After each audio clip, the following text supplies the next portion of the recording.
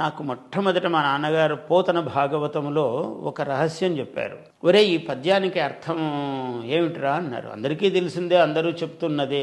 పలికెడిది భాగవతమట, పలికించు విభుండు రామభద్రుండట, నే పలికిన భవహరమగునట, పలికెద వేరుండు గాథ పలుక గనేలా. ఇది అట అట అని ఆపటం అందరికీ అలవాటు. పలికెడిది భాగవతమట, పలికించు విభుండు రామభద్రుండట అని. మా నాన్నగారు ఒక ప్రశ్న వేశారు.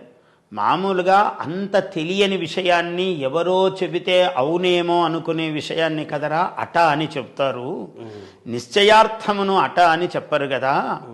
నేను చెప్తాను చూడు ఈ పద్యం ఎలా చెప్పాలో అని మా నాన్నగారు చెప్పారు.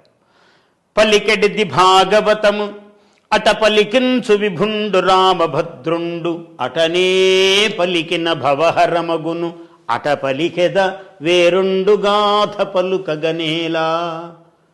ఇలా చెప్పారు మా నాన్నగారు. ఎంత ఔచిత్యం ఉంది. పోతన గారి ఉద్దేశం ఇదే అయి ఉంటుందని కూడా కాదు ఇక్కడ.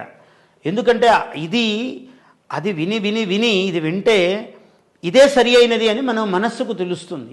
పలికెడిది భాగవతము అట, పలికించు విభుండు రామభద్రుండు. అక్కడ నిశ్చయంగా ఉంది, ఆయన పలకడం లేదు, రామభద్రుడు పలుకుతున్నాడు, ఆయనకు తెలుసు. అట పలికించు విభుండు రామభద్రుండు, అట